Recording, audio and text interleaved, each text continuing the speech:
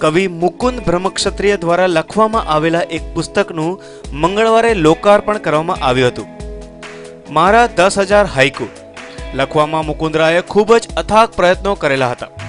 લોકાર્પણ સમયે ગુજરાત સરકારના રાજ્ય કક્ષાના શિક્ષણ મંત્રી ભૂપેન્દ્રસિંહ ચુડાસમા હાજર રહ્યા હતા. તેમણે પણ મુકુંદરાયના આ પુસ્તકના ખૂબ જ વખાણ કર્યા હતા. હાઇકુ એ 17 શબ્દોની એક નાની કવિતા છે અને કવિ મુકુંદરાયે અત્યાર સુધીમાં 30,000 હાઇકુ લખ્યા છે અને તેમની ઈચ્છા 1 લાખ હાઇકુ લખવાની છે. કાવ્ય સંગ્રહ પણ લખ્યા. અચાનક એક દિવસ રાત્રે મને કંઈક ફૂર્યું કે મારે કાવ્યો લખવા છે.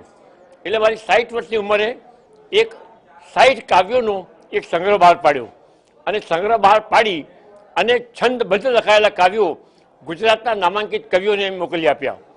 અને અચાનક સ્નેહરશ્મિનું એક પુસ્તક મારા હાથમાં આવ્યું. એનું નામ હતું સકલ કવિતા અને એમાં હાઇકુ જોયા. આ હાઇકુની વિશેષતા એ છે કે એ અછાંદસ છે. એનો કોઈ મદ્રાકાંતા એવા કોઈ છંદ નથી. હાઇકુ ને કોઈ છાંદસ નથી.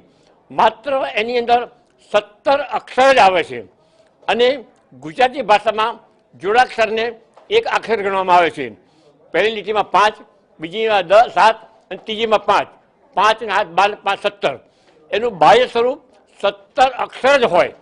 અને અચાનક મને વિચાર આવ્યો કે 17 અક્ષર અને અછાંદસ આપણે એનો અખતરો કહીએ તો શરૂમાં લગભગ 101 હાઇકુ લખી અને ગુજરાતના નામાંકિત સાહિત્યકારોને મોકલ્યા. કવિ પોતાની ઈચ્છા, અભિવ્યક્તિ, અનુભૂતિ એ 5 લીટીમાં પણ વ્યક્ત કરી શકે છે, 15 લીટીમાં વ્યક્ત કરી શકે છે. પરંતુ પોતાની અભિવ્યક્તિ, સચોટ અભિવ્યક્તિ, અસરકારક અભિવ્યક્તિ એ માત્ર 17 અક્ષરોમાં જ વ્યક્ત કરવી એનું નામ હાઇકુ છે અને એ ખૂબ અઘરું છે. એવું અઘરું કામ મુકુંદભાઈએ કર્યું છે. 10,000 હાઇકુ લખ્યા છે. એમને હું અભિનંદન આપું છું રાજ્યના શિક્ષણ મંત્રી તરીકે. અને એમની ઈચ્છા છે કે મારે 1 લાખ હાઇકુ લખવા છે આવા, તો 1 લાખ માટે એમને શુભેચ્છા પાઠવું છું.